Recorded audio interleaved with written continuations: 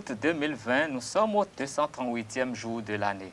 Le 26 août 1977 a été adoptée la loi fondamentale de la République populaire du Bénin, loi qui fait disparaître le nom du Dahomey. Elle sera abrogée par la Constitution du 11 décembre 1990, date qui marque la fin du marxisme-léninisme au Bénin et l'avènement de la démocratie. Bienvenue sur Free Matin, le sommaire de cette édition. Les préparatifs de la présidentielle 2001, le recrutement des agents au profit de l'armée nationale et la gestion des déchets dans le Grand Nokoué occupent la une de la plupart des quotidiens parus au Bénin ce matin. Dans le débat, nous allons recevoir Arnaud Doumaou. Il sera question des résultats du bac 2020 et des prouesses réalisées par la police républicaine très récemment. L'horoscope du jour sera l'œuvre de Anaël Dou. Le prénom du jour sera présenté par Quentin Amoussou et la rubrique Tout truc et astuces sera l'œuvre de Rose Arabé. Je vous retrouve dans un instant pour la une des journaux. Chaque enfant qu'on enseigne est un homme qu'on gagne. L'école est le lieu par excellence de l'éducation. Esaü.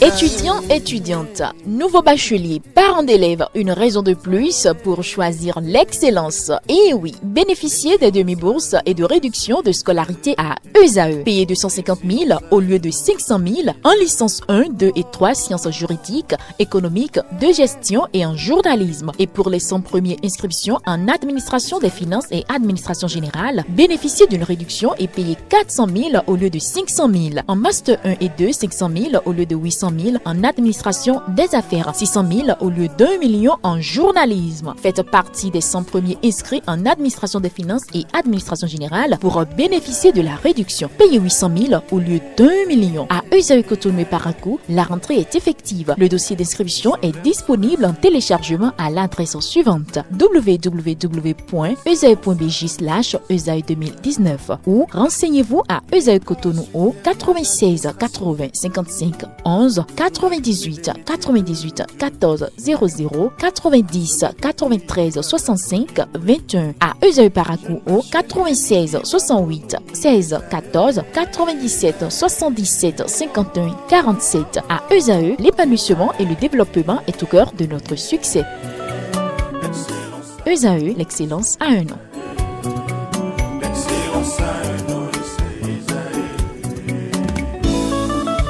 La rumba, c'est la musique des sages. Et Esaü, c'est l'école des sages. Démarrons la une des journaux de ce jour par l'informateur. Nous découvrons en manchette de l'informateur, second mandat du président Patrice Talon, les apôtres de la rupture Kadri Parakou. En deuxième de couverture, Porto Novo, transport routier, la délivrance des tickets par les syndicats suspendus. En pied de page, nous découvrons Force armée béninoise, le recrutement de 500 jeunes annoncés. À l'oreille droite de l'informateur de ce jour, nous découvrons le journal L'école des étudiants de l'École supérieure d'administration, d'économie, de journalisme et des métiers de l'audiovisuel ESAE. Elle affiche à la manchette Nouveaux médias, les réseaux sociaux, une addition au titre. Passons au matinal qui affiche en manchette gestion du personnel enseignant non étatique, les obligations des agences privées de placement. Le challenge nous annonce recrutement de 500 jeunes dans l'armée, encore un uppercut de talon au monstre chômage. En deuxième de couverture, le challenge affiche audience au bureau de LDC avec le secrétaire général du bloc républicain. Biochani apporte un soutien au conseil et la dynamise. Matin libre de ce jour, mobilisation à la rupture pour la présidentielle, des tournées de remerciements, l'autre trouvaille. La nation pour finir, gestion des déchets et salubrité dans le Grand Nokoué, la machine en marche pour des villes assainies. En pied de page, nous pouvons découvrir Fédération béninoise de football, les fonds Covid-19 bientôt octroyés aux internationaux béninois. Ce sera tout pour la une des journaux de ce matin. Mesdames et messieurs, bonjour et bienvenue à ce bulletin d'information. Le directeur de l'Office du bac, Alphonse Da Silva, a présenté ce mardi 25 août les derniers résultats du baccalauréat 2020. Des résultats qui révèlent que 13 établissements n'ont pas pu enregistrer un seul admis au nombre de leurs candidats. Il s'agit de 2 établissements à Cotonou, un établissement à Porto Novo, 3 à Parakou, 3 à Bomé, 1 à Kalale, 1 à Djoum et 2 à Boycon. Le Centre des œuvres universitaires et sociales de l'Université d'Abomey-Calavi AC a organisé hier une séance de sensibilisation sur le coronavirus et les infections sexuellement transmissibles IST à l'endroit des étudiants au restaurant BID du campus via le réseau Zoom. Organisé avec le soutien du Fonds des Nations Unies pour la population vulnérable, cette formation s'inscrit dans le cadre de l'appui des organisations des jeunes pour la continuité de l'offre service de santé reproductive des adolescents et jeunes. Le compte rendu est signé Darius Setonye à Diagbeno. Renforcer la prévention face au risque de contamination des infections sexuellement transmissibles IST et du coronavirus. Le Centre des œuvres universitaires et sociales d'Abomey-Calavi AC, en partenariat avec le Fonds des Nations Unies pour la population FUNIAP, a formé ce 25 août 2020 une trentaine de pairs éducateurs, des étudiants provenant de diverses organisations estudiantines et près de 40 autres jeunes via le réseau Zoom au restaurant BID du campus. Nous avions l'habitude de travailler sur la santé sexuelle et reproductive et les violences basées sur le genre. Comme un accord avec le FNUAP, nous avons arrêté un certain nombre d'activités dans ce sens. Donc nous sommes en train de former actuellement des responsables des organisations estudiantines pour les outiller et les envoyer sur le terrain pour sensibiliser leurs camarades sur les gestes barrières contre la Covid-19. Cette formation servira aussi à rappeler un peu les notions de santé sexuelle et reproductive. Au cours de cette campagne de sensibilisation, les communicateurs ont mis l'accent sur l'importance des gestes barrières contre la COVID-19 et les infections sexuellement transmissibles IST, des causes au traitement en passant par les symptômes, les manifestations et les mesures préventives. Ils ont outillé les participants afin qu'ils apportent l'information à leurs pairs. Pour circonscrire le mal, il faut axer les actions sur la prévention. La prévention, c'est surtout la sensibilisation. Il faut permettre aux gens de savoir quelles sont les mesures qu'il faut prendre pour ne pas atteindre le mal. Et c'est sur ces mesures-là qu'on a essayé de dire à ceux qui sont là aujourd'hui et qui vont essayer de partager avec les pairs. C'est vrai que l'État aussi fait beaucoup d'efforts pour insister sur ces mesures au jour le jour, mais comme nous sommes dans la zone universitaire où il y a beaucoup de jeunes, lorsqu'on leur donne ces informations, ils peuvent partager autour d'eux aussi. Les participants s'engagent à sensibiliser le plus grand nombre de personnes dans leur entourage afin de freiner la propagation des IST et du coronavirus. C'est un devoir pour moi de le faire et d'ailleurs, et surtout, arriver là où je suis, je vais d'abord commencer la formation et la sensibilisation de bouche à l'oreille, partager ce que j'ai appris au cours de cette formation. Et aussi, je suis dans la Croix-Rouge universitaire, donc on aura des comptes rendus à faire. J'ai appris beaucoup plus que je ne connaissais. Et puis bon, il y a que des jeunes qui sont venus, il n'y a que des jeunes qui sont en ligne et qui suivent. Je pense que c'est déjà très bien. Et bon, ce qui m'a beaucoup plus impressionné, ce sont des jeunes qui ont présenté, surtout sur le VIH, SIDA, les IST, ce sont des jeunes qui ont présenté et ça m'a beaucoup impressionné. La formation, ça m'a permis, moi, d'être éclairé sur beaucoup de notions. Je promets restituer la formation à mon entourage et aux camarades. Après l'université d'Abomey-Calavi, la campagne va s'étendre aux autres campus Eneam, Porto Novo, Kétou, Abomey, Adjara et Lokossa. Le parti politique Bloc républicain, à travers son bureau politique, s'active pour la mise en place de ces structures décentralisées.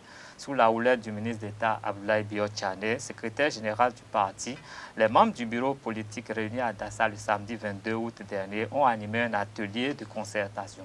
Occasion pour ces leaders politiques de jeter les bases pour un avenir radieux du parti BR à partir des performances obtenues au sortir des récents jours électoraux. Israël TV s'est rapproché d'Eugène Dossoumon, membre du bureau politique et secrétaire administratif du parti, afin d'en savoir plus sur les échanges qui ont eu lieu ce week-end. Il est au micro de Abdelkader Achirou. L'atelier qui a lieu à Dassa fait suite, disons, à la réunion du bureau politique que nous avons déjà eue le lundi 17 août 2020 à l'Infosec. Vous savez qu'à l'occasion de cette réunion, le chef de l'État a fait l'honneur au Parti Bloc républicain de prendre part à cette séance. Globalement, l'objectif, c'est de relancer les activités du Parti Bloc républicain. Vous savez, à la fin des élections communales, il s'est observé comme un temps de pause, une léthargie, au point où l'opinion se demandait si les élections ont fini de nous brûler les ailes. Or, après les élections, il y avait beaucoup de choses qui se faisaient. Nous devions travailler à répondre à tout ce qui se passait à la Cour suprême, aux recours qui ont été formulés contre nous, et voir si les résultats qui ont été proclamés par la Sénat concordaient véritablement avec les performances du parti. Donc c'est tout ça qu'on faisait et qui nous prenait énormément de temps. Cela tendait à son terme et il faut véritablement faire renaître, animer le parti. Et c'était pour cela que nous nous étions retrouvés déjà le 17 août, comme je le rappelais tantôt. Et bien, dans le prolongement de cette réunion du 17 août, les membres du bureau politique ont voulu que le point particulier concernant l'évaluation des élections communales fasse plutôt l'objet d'un atelier à part entière pour qu'on puisse décortiquer les résultats que nous avons obtenus et voir quelles ont été nos faiblesses là où nous n'avons pas véritablement émergé, et puis là où nous avons émergé, et on peut faire davantage, voir quelles doivent être les nouvelles stratégies à mettre en place pour que nous soyons plus performants. En fait, vous savez qu'aucun parti ne naît pour être outsider, comme les gens le disent, c'est-à-dire venir être en deuxième position. Nous avons, au cours de ces deux réunions, on ne peut pas parler de DASA sans parler de ce que nous avons fait à l'Infosec. Donc, au cours de ces deux réunions, nous avons fait le constat que, globalement, des législatives au communal, le Parti Bloc républicain a fait un bond, a progressé. C'est un motif, si on peut le dire, un motif de satisfaction pour nous. Cependant, après l'évaluation, nous avons pensé qu'on peut quand même faire mieux, on peut faire davantage. Ce serait tout pour ce bulletin d'information. À présent, faisons face au débat. Il ne sera pas question de débat, mais plutôt un commentaire de l'actualité. Arnaud Doumaou, bonjour. Bonjour, cher ami. Comment vous allez? Très bien. Ok, comment se porte la porte béninoise? À son de grâce, je dirais. Ok. Hier, il y a eu les résultats définitifs du bac 2020 et il y a plusieurs constats qui ont été faits.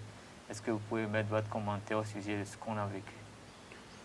Oui, je crois que on avait déjà les taux de réussite aux examens de fin d'année. Ouais. Et nous avons, le premier constat que nous avions fait, ouais, c'est qu'on n'a pas ressenti l'effet de la gestion de la crise liée à la pandémie de la COVID-19 sur ces résultats-là. De quelle façon? On a remarqué que, par exemple, lorsque vous prenez le bac, par exemple, pour le compte de l'année passée, on tournait autour de 50%. Cette année aussi, on parle de 49,73%. Et donc, on constate donc qu'on n'a pas ressenti l'impact de la gestion de la COVID-19. Il n'y a pas eu d'impact négatif, en fait. Il n'y a pas eu d'impact négatif. Le BPC également, les taux ne sont pas si distants l'un de l'autre que ça, parce que vous avez eu 51,56%. Donc, fondamentalement, on ne peut pas dire que parce que les enfants sont quelque part restés un peu plus à la maison, on ne peut pas dire que parfois, à cause de de programmes qu'on n'a pas peut-être bien décortiqués, mais qu'on est quand même allé au bout, que les enfants n'ont pas pu quand même se prendre en charge ou que les enseignants n'ont pas joué leur partition dans le cadre de ces examens-là. Donc, je dis que c'est déjà le premier constat que nous avions eu à faire. Le second constat, c'est qu'il y a eu, comme d'habitude, certains établissements qui traînent toujours les pas. Il y en a qui ont affiché 0% de taux de réussite pour cet examen-là, pour ces différents examens-là. C'est notamment pour un établissement qui n'a que 2 candidats ou 10 candidats quand même. Non, mais 2 à 12 candidats. Je ne veux pas être d'accord avec vous. Pour ça? Justement, je ne veux pas être d'accord avec vous parce que je crois que lorsque vous présentez moins de candidats, ça veut dire que vous avez moins d'effectifs, vous avez fait un meilleur encadrement. Vous avez peut-être aussi moins de moyens pour bien les encadrer. Oh non, du tout pas. Personne ne vous oblige à ouvrir l'établissement. Personne ne vous oblige à ouvrir une classe de terminale. Lorsque vous n'avez pas les moyens d'ouvrir la classe de terminale, en attendant, arrêtez-vous sur la classe de première. Et après, lorsque vous constatez que vous constatez quand même que certains établissements, ils font d'abord 6e, 5e, après ils font 4e, 3e. Donc si vous n'avez pas les moyens d'ouvrir une classe de terminale, fermez la classe de terminale. Mais apparemment, vous parlez en connaisseur, là. Quelque part, je crois que j'ai beaucoup enseigné au niveau de l'enseignement primaire comme au niveau de l'enseignement secondaire.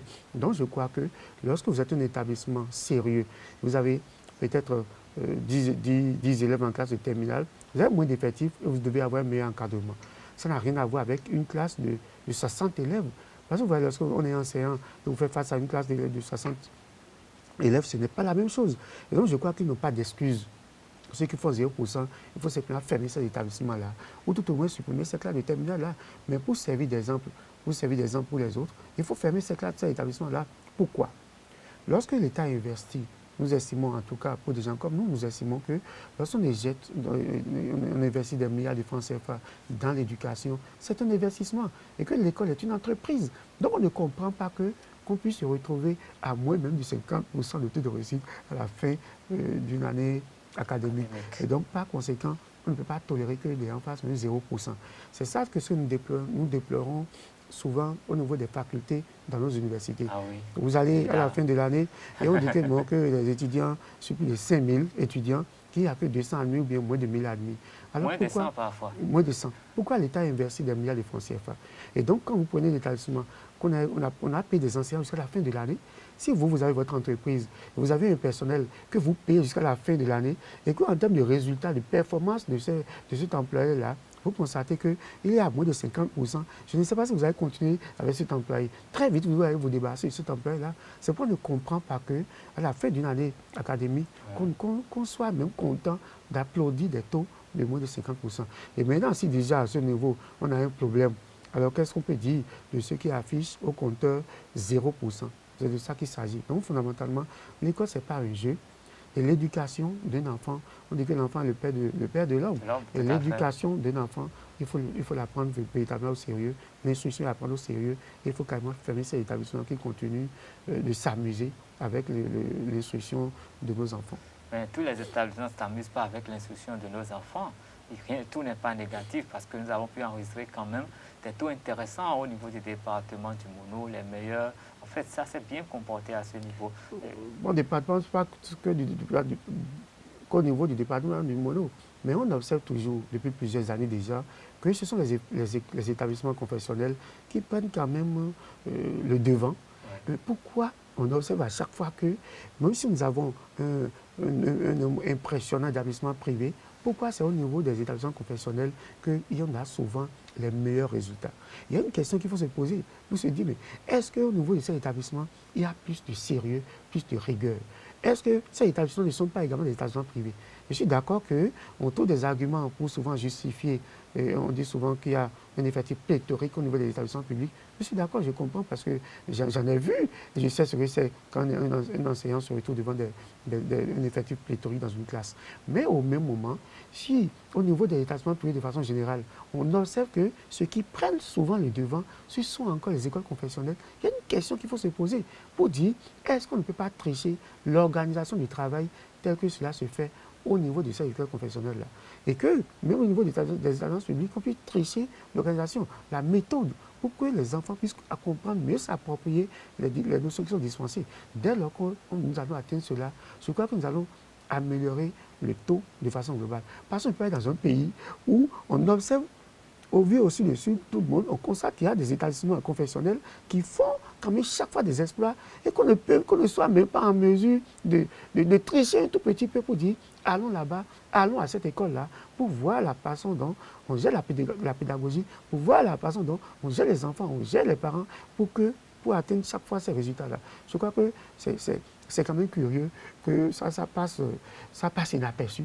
Et que chaque année, on remarque quand même que ce sont les meilleurs. Est-ce que ça n'arrive pas d'une question de conscience au niveau des enseignants qui sont dans le public? Parce que dans le privé, quand même, on est contraint à faire des résultats, sinon on se voit virer tout de suite. Alors que dans l'enseignement public, on est fonctionnaire. Et puis bon, même s'il y a 0%, la vie continue. Ah non, c'est pas forcément ça.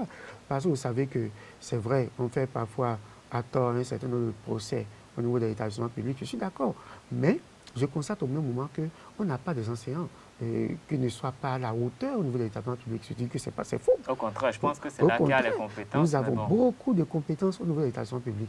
Et lorsque le système éducatif est fait de telle sorte qu'en principe, s'il n'y a pas de copinage, vous ne pouvez pas rester quand vous n'avez pas la capacité de prendre en charge une classe.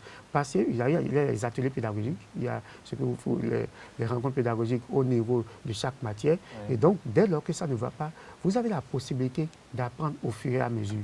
Et donc, lorsque l'enseignant n'affiche pas un bon résultat au cours des évaluations déjà, on peut quand même l'aider à se reprendre ou à prendre autrement en charge la classe ou à faire des permutations au niveau des classes pour permettre à ce que l'enseignant qui a plus de capacité à garder une classe, que ce soit cet enseignant qui soit face à ces enfants-là.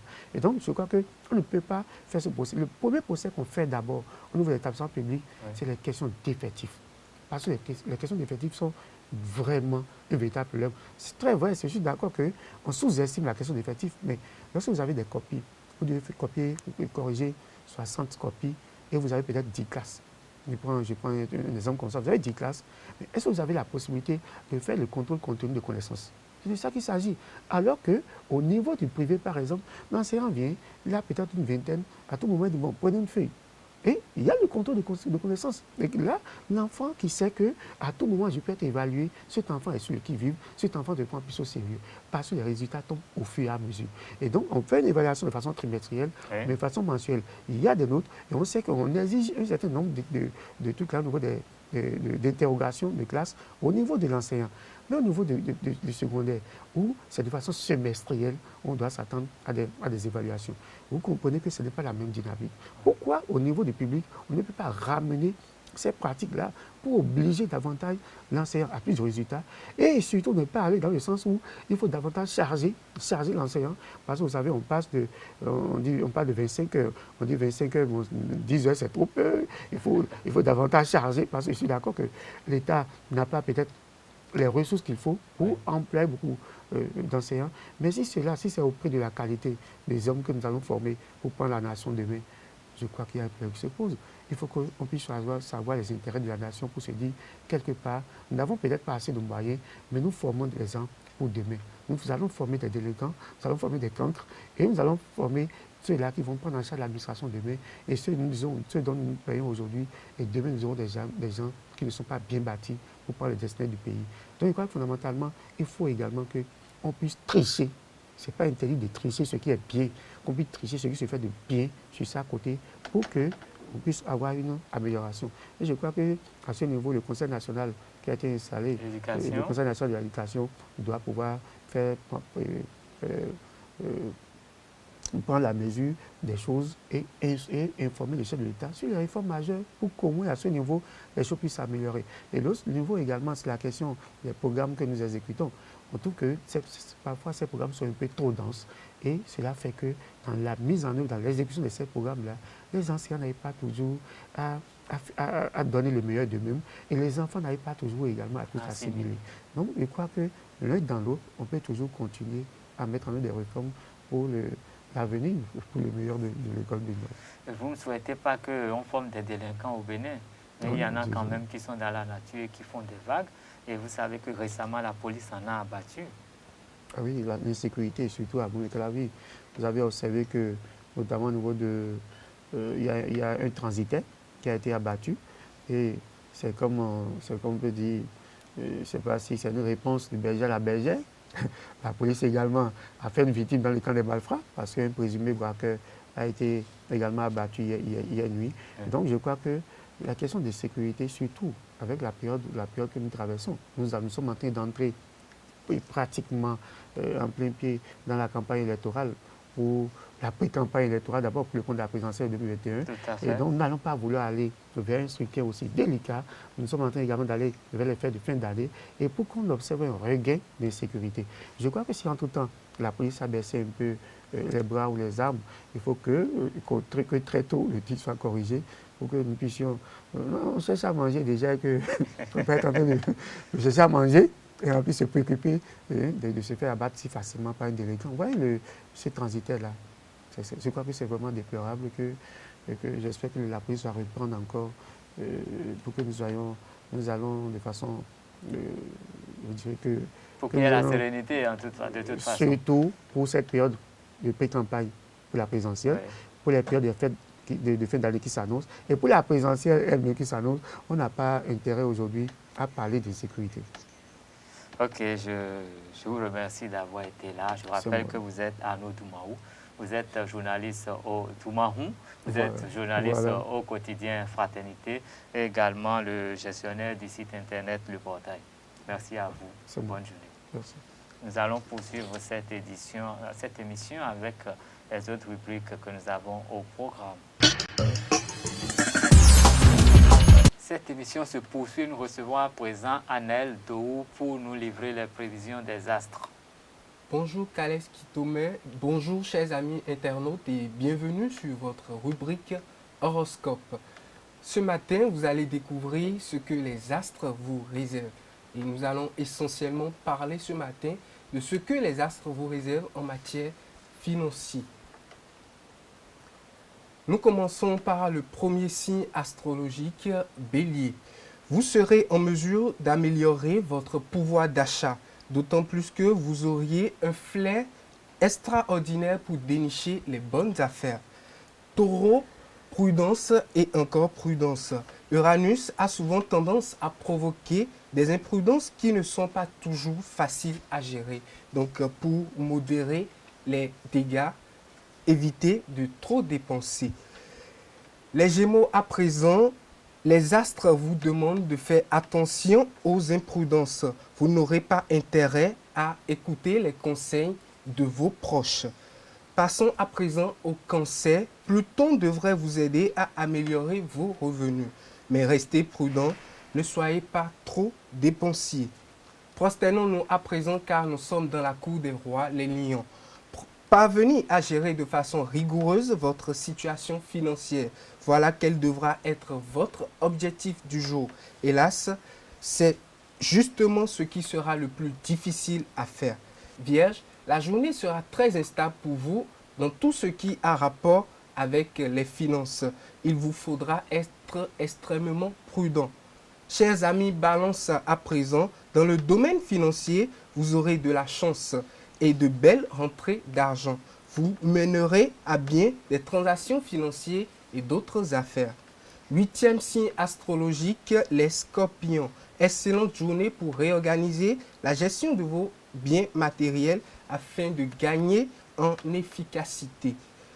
Du côté des Sagittaires, en raison de cet environnement astral, veuillez ne pas dépenser votre budget si vous avez un revenu assez modeste.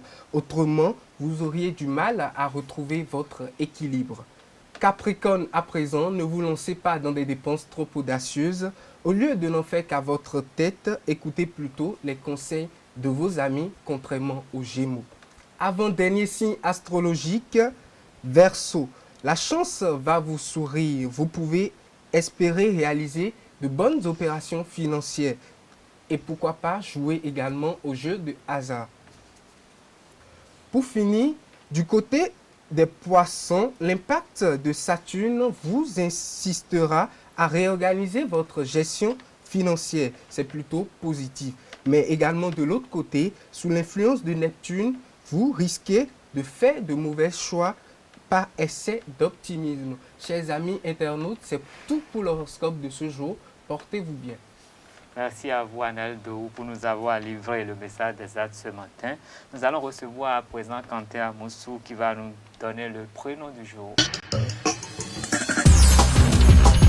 Quentin Amoussou, bonjour. Bonjour, Kales Kitome. Bienvenue sur ce plateau. Merci. Bonjour à toutes et à tous, content de vous retrouver encore ce matin dans votre rubrique prénom du jour. Je vais commencer en vous laissant le soin de deviner le prénom dont il s'agit. Alors, le prénom de ce jour est un prénom féminin. Les personnes qui sont à l'honneur sont enthousiastes. Ils sont organisés et ils ont l'esprit pratique. En latin, leur prénom signifie jour de naissance. On sous-entend par là le jour de la naissance du Christ. Le prénom correspond exactement à la forme slave de Nathalie. Eh bien, vous devinez déjà le prénom dont il s'agit. Il s'agit de Natacha. Le prénom Natacha est le prénom de ce 26 août. Plutôt communicatives, les Natacha sont très enthousiastes. Elles sont des filles très sensibles et extraverties. Elles amènent de la bonne humeur partout où elles se trouvent.